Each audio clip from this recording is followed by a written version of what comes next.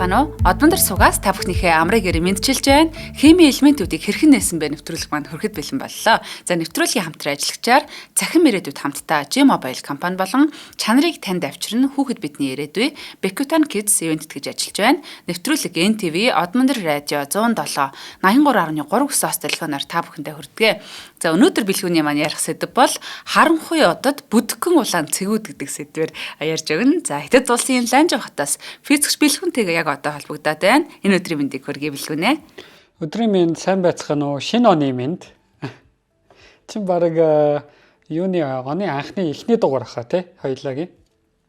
Тэгэхээр оны эхний дугаараараа өнгөрсөн онд болсон физикт ялангуяа их чухал нэг юм болсон. Яг манай сонсогч нарт шууд хиймтэй холбоогүй биш үү гэж магадгүй.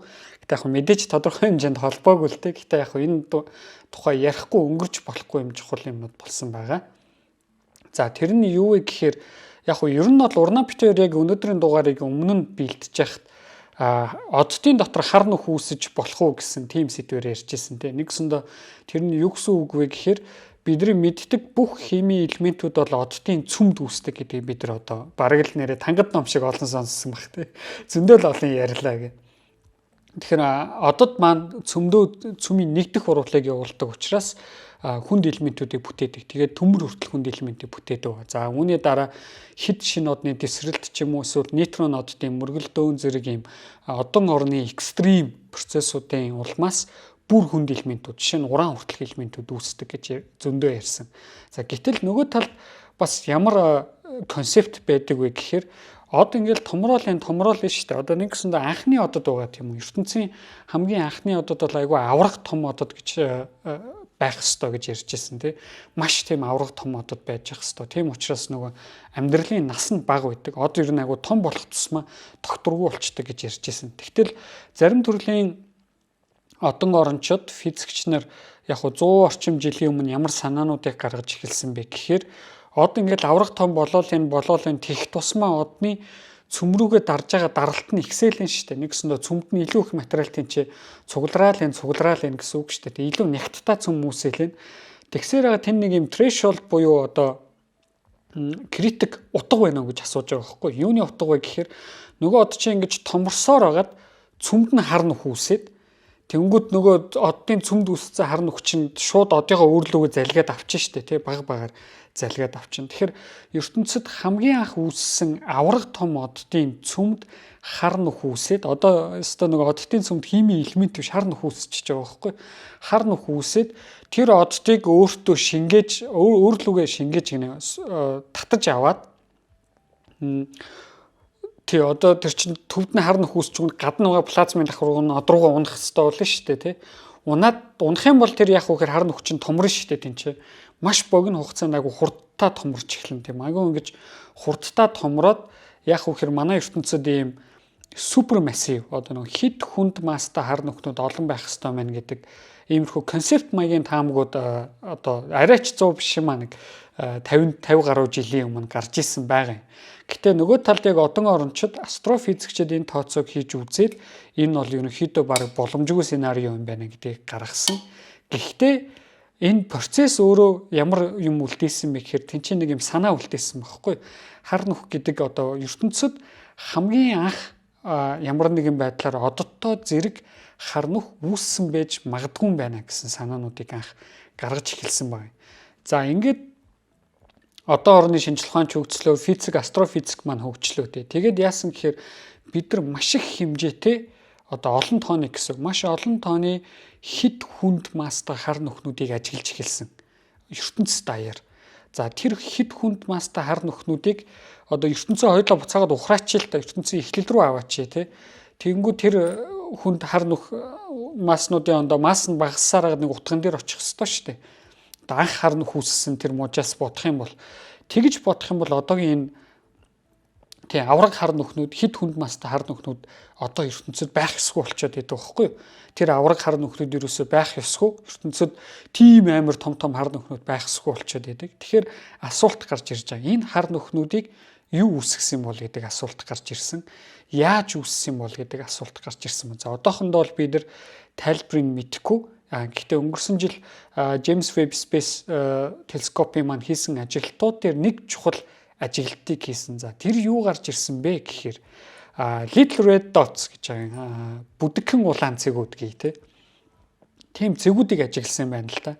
Нөгөөдөл нь ерөөсөө манай ертөнцийн захад байгаа те. ертөнцийн нэлийн хол байгаа. Тэгээ маш компакт буюу юм нягт өндөртөө жижигхэн яг утгаараа улаан цэг байгаа байхгүй. Тийм цэгүүдийг 100 орчмыг ажигласан байгаа James Webb. За ингээд тийм цэгүүдийг ажиглалаа. Чи одоо нэг юм улаан цэг л байт юм байна. Тэгээд судлаад үзэнгүүд юу харагдсан гэхээр яаж судлах вэ гэхээр нөгөө спектрийн анализа хийн штэ тий. Ямар өнгийн одоо элементүүдээс тогтож гин, ойр орчин ямар юунуудаас бодисуудаас элементүүдээс бүрдэж гин, ойр орчимд нь галактик байна уу, одод байна уу, ямар элементүүд байна гэд бүгдийг судлаад үзсэн чи юу болсон гэхээр ойр орчимд нь ерөнхийдөө л гели эсвэл устрөгч байж байгаа мань нөхдүүдээ. Тэгээд тэнч тэр устрөгч гелийн маш өндөр хурдтай эргэлдэж байгаа байхгүй тэнч 1200-аас 3700 км/с-ийн хурдтай эргэлдээд тэгээ нэг зүйл рүү ингээд одоо хуйларч орж байгаа маягийн тийм процесс байж магадгүй юм байна гэд. Бид нар ч нэг асар хоолойгоо амиг шууд бүрэн мэдэж харж чадахгүй шүү дээ тий. Тэгээ юм спектрийн болон одоо үзэгдэх гэрлийн мужид тэгээд X-ray рентген цэцэргийн мужид тэгээд иймэрхүү мужууд нь ажиглалтууд тэгээд ямар ч байсан энэ бол нэг юм хар нүх байгаа юм шиг байна. За тэр хар нүх нь ойр орчмынхаа материалыг өөрлөгөө сорж авч байгаа юм байна. Тэгээ ингээд томорж байгаа юм байна гэдэг мэдсэн ба. За гэхдээ хоёулаа яг энэ одоо бүдэг улаан цэгийг эхлээд зүгээр юм үзэгдэх гэрлийн мужид харах юм бол юм улаан цэг харагдаад тэгээд жоохон одоо эхний анализыг хийх юм бол галактик шиг харагдах байхгүй. Галактик шиг нэг юм байж гин гэсэн. Нэгсэн юм том хэмжээтэй юм. Анхны одоо ертөнцийн хамгийн анхны галактик шиг юмнууд харагдана. За тэгэхээр ийм галактик шиг ч гэсэн байж болно штэ гэсэн маргаан эхлээд тавигдах нь штэ. Өө наа чи галактик юм биш үү? Юун хар нүх мөх байх хэвээр ингэ. За гэтэл тэрийг яаж шалгадаг вэ гэхээр тухайн объектийн одоо бүрдүүлж байгаа элементүүдээр нь мэдчихэж байгаа байхгүй. Тин чи ерөөсөө ямар хэмжээний элементүүд байна гэдэг. Хэрвээ галактик байх юм бол мэдээж тэн чинь нөгөө одод байж байх хэвээр. Одод байгаа бол тэн чинь металлицity буюу хүнд элементүүд үүсцэн тий хүнд элементүүд тодорхой хэмжээний тархалттай бас байж хэвээр. Тэдрийг ингээд шалгасан байна. За дээрэс нь өөр нэг чухал юм нь юуг нь шалгасан бэ гэхээр нөгөө төвд нь байгаа буюу массын төвийг ингээд одоо бүдүүлэхээр хэлэх юм бол тухайн цэгийнхаа массын төвийг хоёлоо тодорхойлж үзье л та тий. Тэр массын төвийн хэмжээ гэдэг юм байж байгаа шүү дээ. Жин гэдэг юм байж байгаа. Тэрийг нь нийт том хэмжээтэй нь харьцуулахгүй юу? Одоо харьцаа нь хэд байна гэд. Тэрийг нь хэмжээгүүдийг сонирхолтой юм гэсэн. За тэр нь юу вэ гэхээр хэрвээ сүүн зам галактикийн төвд байгаа хэд хүнд масстай хар нүхний массыг тухайн галактикт байгаа нийт оддын масстай нь харьцуулах юм бол ерөөсөө 3.1-д ч хүрэхгүй. Харьцангуй хөнгөн багхгүй. Нийт галактикийн масстай харьцуулахад тухайн галактикийн төвд байдаг хэд хүнд масстай хар нүх бол хөнгөн объект гэхгүй. 3.1-д ч хүрдэггүй гэсэн үг. Тийм байж байна. Гэтэл манай нөгөө нэг бүдэг улаан цэг дээр энэ асуудал яаж өөрчлөгдсөн бэ гэхээр нөгөө төвд нь байгаа объект нь нийт массынхаа 3.2 болж таардаг байхгүй. Ерөөсөө ихэнх нь тэр аврах том объект болчихж байгаа. Тэгээ юу байгааг нь мэдэгдэхгүй тэр объект болоод хувирчиж байгаа. Тэгэхээр л ерөөсөө энэ бол маш одоо хүнд масстай хар нүх.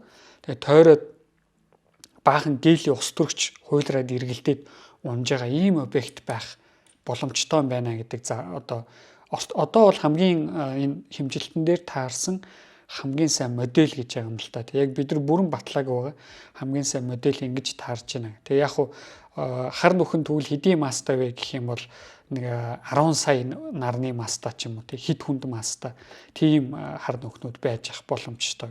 За ийм модель гараад ирсэн. За гэхдээ энэ өөрөө түрүүний нөгөө нэвтрүүлгийн эхэн дээрсэн асуултыг хөндөж байгаа. Тэр нь юу вэ гэхээр магадгүй ертөнцид ямар нэгэн байдлаар хар нүх одоо анх үүсээд одоо ертөнц бол анх юу гэсэн бэ гэхээр ус төрөгч гели гэдэг хоёр л элемент байгаа шүү дээ манай ертөнцид. Өөр ямар нэгэн элемент байхгүй тий. За ингээд ус төрөгч гелигээр дүүрсэн юм хийгээр дүүрсэн ертөнц байж байна. Тэгсэн ямар нэгэн байдлаар хар нүх үүсчлээ гэж бодъё л доо хаана ихтэй нь. Гэтэл нөгөө хар нүх чинь өөрийнх нь ойр орчимд байгаа ус төрөгч гелийг өөрлөгөө татаж эхэлнэ тийм үү. Татаад өөрлөгөө унгааж эхлээд өөрийнх нь хэмжээ тэнцээ ингээд асар хурдтай томорч эхэлнэ. Яг тэгэхээр тэр чинь тойроод ерөөсөн маш өндөр нэгттэй ус төрөгч гели явж байгаа шүү дээ тий. Тэгээ ингээ унж эхэлнэ. Гэтэл ингээ унж эхлэхээр юу болох вэ гэхээр нөгөө ойр орчимд нь байгаа гели болон ус төрөгчүүд чинь ийм манацрууд байгаа шүү дээ. Нөгөө небуланууд байгаа тий. Тэд нар чинь явандаа одод болох ёстой шүү дээ. Гэтэл нөгөө нэг одод болох процессд нь гаднаас нь нөлөөлчихөж байгаа байхгүй. Од болохгүйгээр од болох ёстой материалын ойр хажууханд нүүссэн байгаа хар нүх нь өөртөө татаж аваад өөрлөгөө унгаагаад тэр хавьд нь ингээ одгүй муж үүсгэж байгаа. Од байхгүй ерөөсөө ийм гели ус төрөгч байж идэг. Тэгээд энэ нь хар нүхээ тойроод эргэлдэж байгаа объект чинь их нөгөө өндөр энергитэй фотон хар нүх рүүгээ унчиж байгаа шүү дээ. Тэгээд зөвхөн одоо улаан шилжилт болон бусад зүйлүүдээс шалтгаалаад улаан гэрлэн гарч ирнэ тий. Тэгээд тэрийг нь бид нэр ажиглаж яана. За ийм ажиглалт маань ертөнцид ямар ч байсан хамгийн анх баг одод үүсгэхээс өмнө тий. Эсвэл одод үүсэж байхдаа зэрэг хар нүх үүсээд тэр хар нүх нь ойр орчмынхаа ус төрөгч гелигийн материалуудаар өөрийгөө тижээгээд тэгээ ингээ асар уртаа томорсон байж магадгүй юм байна. За ингэж томорсон бол одоогийн энэ бидний ажиглаад байгаа яаж үүссэн мэдэгдэхгүй байгаа хэд хүнд мастай хар нүхнүүдийн тайлбарлаж болох юм байна гэдэгтэй нийцэж байгаа. Ийм нэг юм гоё хэмжилт хийгдсэн байгаа байхгүй. Одоо ажиглалттай хэмжилт гэнэ ажиглалт хийгдсэн байна. За нөгөө талаас тэгсэн чинь хүмүүс бас юу гэж юм гэхээр энэ ерөөсөө хар нүхтэй бас холбогдоод байгаа. Тэр нь юу вэ гэхээр магадгүй түрүүн ингээд хоёлаа нэвтрүүлгийн ихэнд хэлсэн шүү дээ. Маш их хэмжээтэй юм авраг том хэмжээтэй од үүссээр хагаад төвд нь маш их материал ингээд цуглараад бөгнөрсөөр хагаад тийм чи хар нүх үүсчиж болж гин гэсэн тий. Хар нүх гэдэг бол үүсгэхэд уул нь бол амархан шүү дээ тий. Нөгөө нэг бодлороо үүсгэхэд зүгээр маш их материалыг маш жижигхэн цэгт маш өндөр нэгттэй болтол нь шахаа ичих юм бол шууд хар нүх үүснэ тий. Дэлхийг 3 см хэмжээтэй болтол нь шахах юм бол дэлхий хар нүх болно. Нарыг 3 км хэмжээтэй болтол нь шахах юм бол нар хар нүх болно. Тэгэхээр маш том одод байх юм бол энэ хэмжээнд дагаад ихсэж штэ. Тэгэхээр магадгүй нэг юм 30 км 300 км ч юм уу юм хэмжээн дээр ортол нь аваачаа тийм одоо төвд нь матер нийлээд тэгээ ингээ хар нүх үүсгэж болно. Оддын дотор анх ийм концепт ярьж исэн байна гэж ярьсан. Гэтэл энэ концептыг дахиад өөрчилсөн байна. Тэр нь юу вэ гэхээр ерөөсөө оддын дотор биш од бий болох процессын үед үүсэж болох юм байна гэж утсан байгаа байхгүй. Тэр нь айгүй төстэй. Нэг од үүсгээл ингээл маш их хэмжээний хийнүүд цуглараад бөөгнөрөөл массын төв рүү ингээл бөөгнөрөөл байж байгаа шүү дээ тий. Гэтэл тэр массын төвд нь тодорхой нэг юм нөхцлүүд хангагдаад хар нүх үүсэх нөхцөл одоо нэг радиус тодорхой радиуст шаардагдах нягт нь хангагдчих юм бол тэгэл хар нүх бий болчих шүү дээ. Жишээ нь одоо юу гэдэг чинь нэг юм 1 сая нарны масны хэмжээтэй мас тэнцээ цугларчдаг ч юм уу тий. Тэгээд ингээд хар нүх үүсээд тэр хар нүх рүү чинь нөгөө нэг анхны одыг үүсгэх гээд байж байгаа материалууд чинь бас унах шүү дээ тий. Тэгэж унжаахтаа угаасаа тэр чинь нөгөө үрэлтэнд ороод өөрөөсөө гэрэл цацаргаад тэр гэрлийн битэр бас өнөөдөр юм бүдэг улаан цэнхэр болгож хараад иж магадгүй гэдэг юм бас загвар байгаа юм. Гэтэ яг астрофизикийн хүмүүс бол ерөөсөө энэ загварыг нэг яахгүй байгаа. Одоо дэмжихгүй байгаа. Айгу экзотик загвар. Энд чинь нөгөө нэг оддын дотор хар нүх үүсэж байгаасаа барыг ялгаагүй гэж байгаа байхгүй. Тэгээ яг энэ тооцоог нь хийх юм бол энэ бол боломжгүй байгаа. Тэрний оронд харин ямар нэгэн механизм, ямар нэгэн процессын улмаас хар нүх үүсээд тэгээ ойр орчимд нь байгаа хийнүүд нь тийшээгээ татагдаж унаад тэгээд тэр хар нүх маань ингээд томроод одоогийн энэ супермассив хар нүх үүссэн байна гэдэг нь бол хамаагүй найдвартай загвар гэх юм уу те арай нэг юм амьдралд ойр гэж ярьдаг штэ те арай нэг юм амьдралд ойр загвар байна гэж маргаж байгаа гэсэн үг. За гэтэл дахиад нэг юм өөр сонирхолтой хэмжилтүүд байгаа. За тэрийг хоёлаа эхний хамтран ажиллагчаа танилцуулаад тэгээ өргөжлүүлээ те. Нэвтрүүлгийн ивент тэтгэгчээ танилцуулъя. Чанарыг танд авчирна хүүхэд бидний ирээдүй Bikutan Kids Linus Med компани маань ивент тэтгэж ажиллаж байгаамаа. Тэгэхээр ер нь хүүхэд яагаад заавал бас нэмэлтээр витамин уух шаардлагатай юм бэ гэхээр дархлаа нь бүрэн хөгжөөгөө байдаг. Хүүхдийн дархлааны систем насан туршидынх шиг бүрэн төлөвшөөгүй байдаг учраас энэ улирлын томуу халдвар төвчөнд өртөмтгий байдаг. Тэгээд өдөр тутмын хоол хүнснээсээ сангалтаа авч чаддгүй учраас витамин, эрдэс бодис, ашигтай бактери дутагдах нь маш түгээмэл байдаг юм байна. Инхээр хотоод гэцүүлд нөгөө дархлааны 70% бас бүрдүүлж байдаг маш чухал байдаг. Хоол шингэц одоо дархлаа, ядрамтгай болох гэх мэт одоо бүхэл зүйлд бас хамаарч байдаг. Тэгэхээр Б витамин болон эрдэс бодисууд нь тархины хөгжил, анхаарал төвлөрөл, эрч хүч одоо ийм зүйл нөлөөтэй байдаг. Тэгэхээр өвөл хаврын уйлралд бол хүүхдүүд заавал бас витамин өгөх шаардлагатай. Тэгээд нар багасдаг, хөдөлгөөн хомсдох одоо бас яг ийм эмзэг үе байдаг. Тэгэхээр амин дэмээр баялаг өвөл урайн дор хүүхэд багчуудын дархлааг дэмжих олон төрлийн амин дэм, ашигтай бактери, эрдэс бодисыг нэг дор агуулсан нийлмэл найрлагатай бүх төрлийн бикутан хүүхдийн витаминыг та бүхэндээ санал болгож байгаа. Бикутан мульти иммуновитамин өнөөдөр бас танилцуулж байна. 5 тэрбум ашигтай бактерийг агуулсан. За эрдэс бодисууд Б витамины комплекс агуулдаг учраас за хүүхдийн алдагдсан эрдэсийг нөхөх, дархлааг дэмжих, хотоод гэцний хэвийн үйл ажиллагааг тэмцэржүүлэх одоо олон талын давуу талтай. Тэгээ эрүүл чирэг өсгөхийн тулд хүчтэй дархлаа нь одоо хамгийн чухал одоо зүйл гэж хэлж байна. Тэгэхээр мультивитамин за нэмэх нь одоо эрдэс бодистой пробиотикаар баялаг болохоор хүүхдийн дархлааг дэмжиж хотоод гэцний үйл ажиллагааг бас тэмцэржүүлдэг. Тэгэхээр ийм жүржийн амттай сахарын агуулмжгүй одоо энэ амттай витаминыг тэг өдөрт нэгийг угаал одоо бас дархлаагаа дэмжиж гин ойлгочоор их амар байгаа тийм. Тэгэхээр та бүхэн маань Health Point болон бүх эмийн сангууд за бүх эмийн сангуудаар худалдаалгаж байгаа мөн Age Point эмэн гэсэн сайтаар шууд захиалаад үнэгүй хөргүүлээд авах боломжтой. За Facebook-оор н ороод хараад та бүхэн маань 5 тухтай танилцаарай. Alkaloid Mongolia гэдээ байгаа. За дэлгэцэн дээр гарч байгаа холбогдох утасны дугаар нь 80 3 51 91 99 34 97 17 гэсэн байна. Ингээд хими элементүүд хэрхэн нэгдсэн бэ нэвтрүүлгийн маань одоо хүмүүс түгээхэд тусалж ивент гэж хамтарч ажиллаж байгаа. Lenus Med-ийнхаа хамт олон их баярлалаа.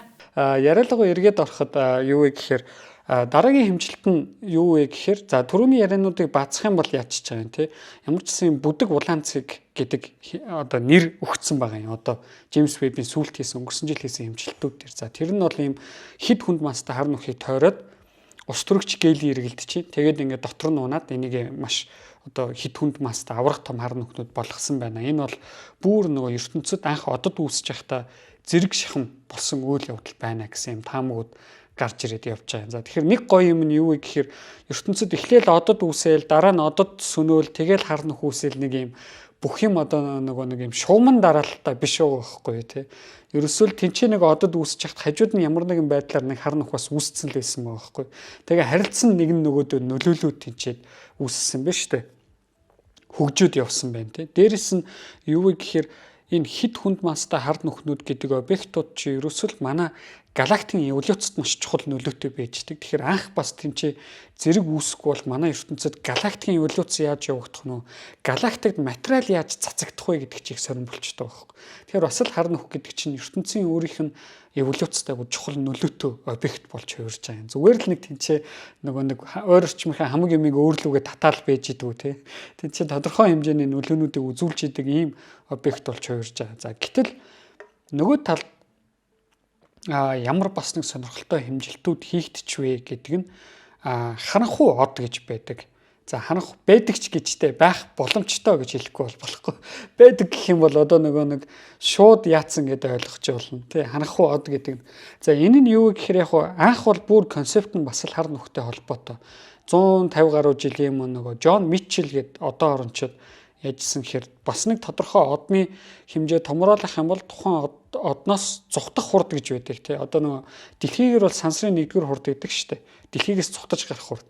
За тэр хурд нь дэлхий чинь 11 км/сек гэдэг ч үлээ дээ. Тэгвэл ямар нэгэн объектын тэр хурд нь за од шиг объектын тэр хурд нь гэрлийн хурд болчвол яг уу тий. Тийм том хэмжээтэй од байна гэж бодъё л доо. Зүхт хурд нь гэрлийн хурд болцсон.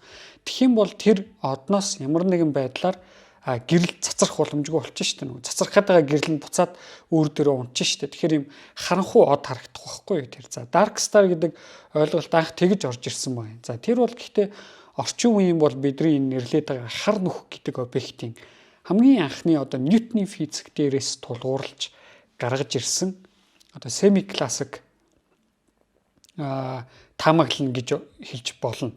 За өнөөдөр бол энэ Митчеллийн яриад байгаа хар од гэдгийг бол бид нар хар нүх гэж нэрлэдэг. За гэтэл нөгөө талд дахиад харанхуй од гэдэг ойлголтууд ер нь бол баг 2000 он гараад бий болсон баха. За тэр нь юу вэ гэхээр анх ингээд ертөнцид одод бий болох гээд баахан ингээд газ хоригдлагдаал хуйлраал байж байгаа штэ тий төвдөө нягт нь ингээд ихсэл нөгөө протостаар болох гол ингээд явж байгаа штэ. Гэтэл яг тэнцээ нөгөө нэг цүмийн нэгдэх анхны цүмийн нэгдэх урвал болохоос өмнө бид нар юуг тооцох юм бол харанхуй матер гэдэг ойлголтыг тооцох юм бол өөр төрлийн одод бас тэнцээ үүсч болно гэж байна.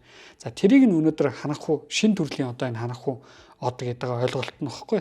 За энэ нөхөр яаж бий болдог вэ гэхээр нөгөө ингээд хий чин төвдөө ингээд хуримтлагдж байгаа шүү дээ. Нягт нь ихсээд тэгээд тухайн тэр одоо мандцрын төв нь массын төв нь болчих шүү дээ. Илүү хүнд байна гэсэн үг тийм. Тийшээгээ тэгээд нөгөө устрогч гелийн манд татагдаад унана. За гэтэл устрогч гелий татагдаж унахын хажуугаар харанхуй матер ч гэсэн тийшээ татагдаж унах хэрэгтэй шүү дээ тийм. Манай ертөнцид бэж л байгаа юм чи харанхуй матер тэр үед. Тэгэхээр ингээ харанхуй матер ч гэсэн ингээ тийшээ татагдаад унаж байгаа байхгүй.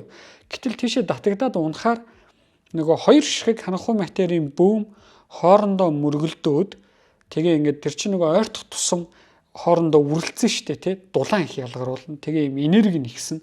Тэгээ хоорондоо мөргөлдөөд физикийн хэлээр бол аннигиляц гэж хэлдэг. Аннигиляцд орох буюу хоёр бөөм хоорондоо нийлээд гэрэл болох процесс واخгүй тэр бол ерөөсөө.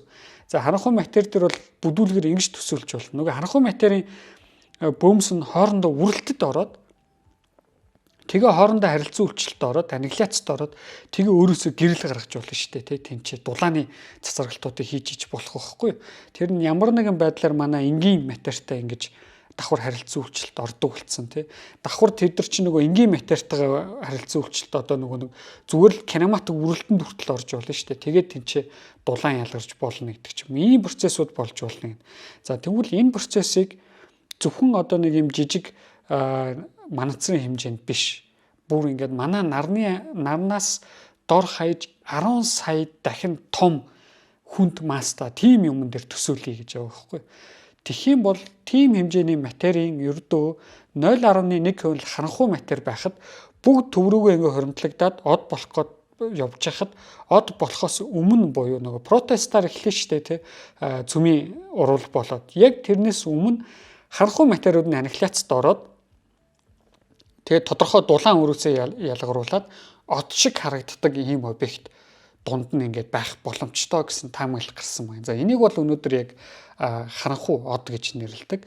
За энийг бол бүр товчоор манай сонсогч нар цээжлийг үл ерөөсөл харанхуй материас болж гэрэлтэж байгаа харанхуй од гэж хэлж байна. За яагаад харанхуй од гэж хэлээд байгаа вэ гэхээр энэ нөхөр бол яг од шиг хурц гэрэлтэж чадахгүй. Гэхдээ энэ нөхрийн чинь нөгөө хэмжээ асар том байхгүй юу? Од шиг хурц гэдэг нь би юу хэлж байгаа вэ гэхээр од шиг маш өндөр энергийн түвшинд гэрэлтэж чадахгүй тий. Одоо жишээ нь нарны гадаргуу 6000 кельвин ч гэсэн тэрний цөмөөс ирж байгаа өндөр энерги чинь бүр хэдэн сая кельвин явж байгаа шүү дээ тэнцээ тий. Өөр ингээ гэрлийн спектр дээр гэрэл цацруулж байгаа.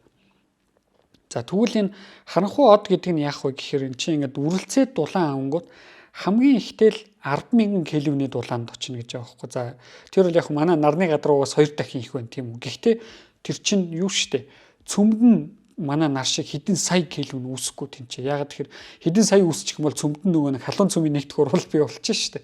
Тэрнээс өмнөх процесс واخгүй. Тэгээ ингээд харанхуй материудын харилцан үйлчлэлээс болоод аннигиляцаас болоод тухайн тэр объектын гадаргуу дээр 100000 Цельсийн температурын Цельсийн бишээ кельвиний температур хүрээд тэгээд ийм өөрөөсөө гэрэл цацруулж байгаа ийм объект гэж байна. За энэ тэгээд айгу хурц гэрэлтэй биш, айгу өндөр энерги ирж гэрэлтэхгүй. Гэхдээ яагаад одоо ингээд тод харагдчих болох вэ? Яагаад тод харагдаж болох вэ гэхээр 10 сая нарны аймгийн масста гэсэн шүү дээ. Нарны масста гэсэн шүү дээ. Хэмжээг нь бүдүүлгээр бодох юм бол эн чинь 10 сая одоо манай нар дэлхийн хоёрын хоорондох зайгаар бодох юм бол 10 астрономийн нэгжтэй байж болох байхгүй. Тийм том хэмжээтэй объект байж гэнэ. Тийм авраг том хэмжээтэй. Тийм авраг том хэмжээтэй. Тэгээд температур нь нэлэнхүүдээ дунджаар 100000 кельвин гэх юм бол тэр чинь холоос харах юм бол айгу тод харагдаж шүү дээ.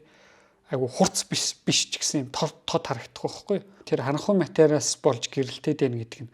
Тэгээ ийм төрлийн одоо харанхуй одод байна гэдэг таамаг гараад за хамгийн анх 2023 онд 3 төрлийн кандидат бүтгэж авсан байна. харанхуй од гэж магадгүй гэдэг Jades гэдэг туршилтын багийнхан. За ингэж бүртгэж авсны дараа онлын тооцоонуудаар яасан бэ гэхээр ус төрөгчийн 1640 ангстром долгионы урт дээр энэ харанхуй материалаас бүрдсэн одод цацрагалт хийж явах ёстой гэсэн таамаглалыг гаргасан байхгүй эхнийх нь. За хоёрт ийм харанхуй од байхын тулд ямар шалгуур тавьсан бэ гэхээр энэ одод чинь бас нөгөө нэг ертөнцийн ихүү үед үүссэн байх ёстой. Нэгсэндээ яг хажууд нь бас нэг зүгээр энгийн од үүсэж хахад хажууд нэг юм харанхуй одоос үүсэж явах ёстой. ертөнцид анх одод үүсэж явах үеийн одод багхгүй харанхуй одод маань. Тэгэхээр тухайн харанхуй одод дээр хоёулаа спектрийн анализ хийх юм бол ямар нэгэн металлисити тэнцээ ажиглагдах эсгүй. Нэгсэндээ хүнд элементүүд тэнцээ ажиглагдах эсгүй байхгүй. Яг тэгэхээр чинь нөгөө нэг ертөнцийн анхны одод бий болоод тесэрч дэлбэрээд хүнд элементүүдийг ертөнцийн цацаад инкээс өмнөх үйл явдлыг яриад байгаа шүү дээ, тий. ертөнцид ерөөсөө зөвхөн ус төрөгч гели хоёр байсан л үйл явдлыг яриад байгаа. Тэгээ ингээд ажиглах юм бол спектрийн анализаар нь ерөөсөө ойр орчимд нь дахиад баахан ус төрөгч гелинүүд л байж ах ёстой гэдэг юу гарч ирж байгаа. Одоо нөгөө нэг шалгуурууд гарч ирж байгаа байхгүй тий. Ингээд харахаар энэ харанхуй од гэдэг объект манай түрүүний нөгөө нэвтрүүлгийн эхний хэсэгт ярьдаг бүдгхэн улаан цэг гэдэг хоёр объектыг төстэй болж эхлэх гээд байгааз ойр орчимдоо баахан ус төрөгч гелитэй тэгснээ ингээд өөрөөсөө гэрэл цацруулж яадаг те яг адилхан улаан гэрэл цацруулж яадаг ийм объектууд байна гэ. За яг бүдэг улаан цэгийг бол Джеймс Веб сүүлийн 1 жилийн хугацаанд 100 орчмыг ажигласан гэж байгаа. Энэ юу бол харанхуй од гэдэг бол 2023 онд 3-ыг ажигласан.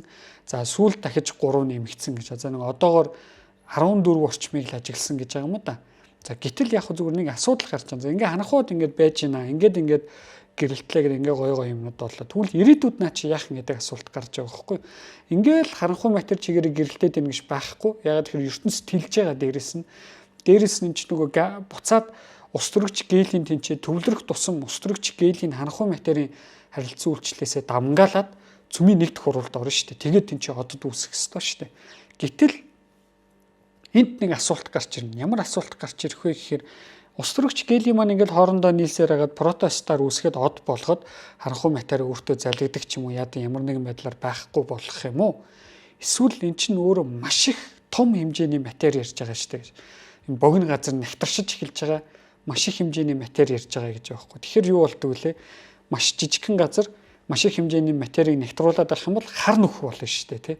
Хар нөхөх болчихно гэдэг. Тэгэхээр энэ маань өөрөө дахиад ертөнцид хамгийн анх үүссэн хар нөхнүүдийн одоо кандидат болчихж байгаа байхгүй. Юу вэ гэхээр ерөөсөө эн чинь маш их хэмжээний матери тэнцээ бөөгнөрөө тэгээ харанхуй матери нь ч гэсэн тодорхой хэмжээтэй ингээ гэрэл цацруулаад ийм байгаа юм чинь тэрэнд унж байгаа матери нь төвлөрсөөр хагаад маш их матери нэг газар төвлөрсөөр хагаад тэгээ шууд тэнцээ хар нөх үүсээд тэгээ тэр хар нөхөд чинь тойроод яах нөгөө мандцрын анхны нөгөө хийнүүд маань тойроод эргэлдэж эхлэн штэ тий хуйлраад унж эхлэн штэ. Тэгэхдээ яах нь дахиад нөгөө нэг бүдэг улаан цэг шиг өөрөөсөө цацрагалт юм штэ тий улаан гэрлийн мууч цацрагалт юм. Тэгэхээр энэ хоёр маань юм ажиглагдах одоо нөгөө улаан гэрлийн төвшөндөө ажиглагдах юм нь адилхан юм харагдах гэдэг байгаа байхгүй. Гэхдээ эхний бүдэг улаан цэг бол айгу компакт юм харагдаад хоёр дахь нь арай жоохон том. Гэтэ хангалттай удчих юм бол хоёулаа адилхан компакт юм харагдаж магадгүй гэсэн юм. Бас янз янзын клеймүүд явж байгаа юм тий таамагуд явж байгаа гэсэн үг тийм чи. Тэгэхээр энэ байдлаар энэ хоёр объектыг ингээ ажигласан чинь сонирхолтой юм юу гарч ирж байгаа вэ гэхээр хоёулаа ерөөсөө л эцсийн эцэс хар нөх гэдэг объекттай холбогдоод байгаа биз тий. Гэхдээ бүдэг улаан цэгийн ажиглалтын дээр тэнцээ ямар нэгэн байдлаар хар нөх үүсцэн тий. Тэгээд тэрийг тойроод эргэлдэж одоо тэрэн рүү ойр орчмынх нь хийн хуйлраад ороод унж байгаа гэсэн юм одоо процесс болж байна гэж байгаа. А нөгөө талд харанхуй од гэдэг процесс нь яаж байгаа вэ гэхээр харанхуй матери массын төв рүүгээ нийлээд нэгтаршиж байхдаа хоорондоо харилцан үйлчлэлт ороод энгийн материтаас харилцан үйлчлэлт ороод тэндээс нь гэрэл цацраад тэрэнд ингээд юм од шиг харагдана.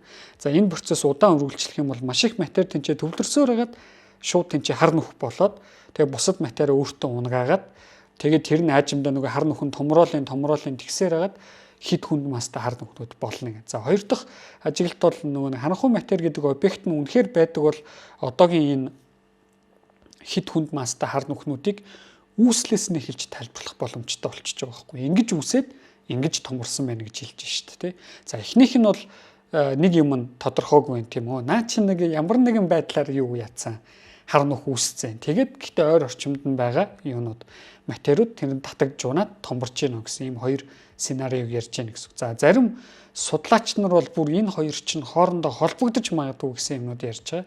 Гэтэ бид нар бол тэрийг одоохондоо мэдэх боломжгүй те. Ирээдүйн анализууд илүү сайн хэмжилтүүд мэдэгдэнэ гэсэн. За энд бас нэг юм тоон юмнууд нь юу чухал вэ гэхээр юу руу унж байгаа. Бүдэг нөгөө улаан цэнг рүү унж байгаа одоо материал буюу хий байгаа шүү дээ тий. Тэр нь дор хаяж 10-аас 100 сая нарны масс байх хэвээр. За нөгөө харанхуу юу байгаа шүү дээ. Од байгаа шүү дээ. Тэрн рүү унж байгаа материал нь бол тэрнээс дахиад нэг 10-аас 100 дахин их хэмжээний материал бас байж ах хэвээр гэдэг юм таамаг байгаа. Тэгжиж тэнцээ нөгөө хар нүх маань ингээ маш богино хугацаанд хурдцтай томрох боломжтой болж байгаа байхгүй. Түүнээс хангалттай хэмжээний материал хар нүх рүү унахгүй бол хар нүх ч томрохгүй яг тэр хэмжээн дээр очиж зогсож штэ тий. Тэгээ хичнээн хар нүх уурших ч гэсэн тэр хар нүхний ууршилт бол асар удаан процесс. Тэр бол ер нь хүн дөрлөгтөн хизээч бараг одоо нөгөө ажиглах боломжгүй шихам процессуудын нэг байхгүй. Тийм чухал зүйлүүд гарч ирсэн байна. За хоёрт хамтран ажиллагчаа танилцуулаад төгсгөлийн хэсэг рүү оръё тий. Нэвтрүүлгийн хамтраагчаа танилцуулъя. Цахим ирээдүйд хамтдаа G-Mobile компани ивент тэтгэж байна. Тэгэхээр хязгааргүй хэрэглээтэй дараа төлбөрт үйлчилгээ G-Mobile-ийн хэрэглэгчид маань яриа датагаа хүснээрээ хязгааргүй ашиглаад сард ердөө 20,000 төгрөг төлөх ийм боломжтой маа. Тэгэхээр ямар нэгэн тоолор гүөхгүйгээр маш тодорхой те сарда 20,000 төгрөг төлөөд одоо 5 тухтай үйлчилгээг авна гэдгээр маш даваа талтай байна. За энэ урамшуул нь дараа төлбөрт үйлчилгээний 40,000 төгрөгийн багцыг сонгоод шинэ хэрэглэгч болох багцаа ахиулах. За уучлалын төлбөрт үйлчилгээнээс дараа төлбөрт үйлчилгээ рүү шилжсэн бүх хэрэглэгчид сарын суур хуримжаа 50% одоо хөнгөлүүлж байгаа ийм одоо үйлчилгээ юм аа. Тэгэхээр шинэ дугаар авах гэж байгаа хэрэглэгчид маань бас заавал салбар дээр очиж цаг заваа алдалгүйгээр G-Mobile аппликейшнийг шууд утсандаа суулгаад эндээсээ авч болж байна. За мөн G-Mobile цэгийн сайтаар мөн CEV-гийн бүх салбараас Easy SIM дугаараа үүсгэн авах боломжтой. За энэ урамшуул 2026 оны 2 дугаар сарын 18-ны дуустал үргэлжлэх учраас та бүхэн маань бас амжаад G-Mobile-ийн хэрэглэгч болоод аваарай гэж хүсэж байна. Тэгэд илүү дэлгэрэнгүй мэдээллийг G-Mobile Facebook хуудаснаас авах боломжтой. Мөн 9810 36 G-Mobile-ийн хэрэглэгч бол 36 гэсэн дугаараас авах боломжтой. Нэвтрүүлгийн ивент тэтгэгч G-Mobile-ийнхаа хамт олон их баярлалаа. Төгсгөлийн хэсэгт юу ярих гэж байгаа вэ гэхээр энэ хоёр объект нь ингээд ажигласан юм байна. За нэг сүүлийн ажиглалтны юу гэхээр яг нэг бүдэг улаан цэгийн ажиглалтууд бол ингээд дуусчихж байгаа юм.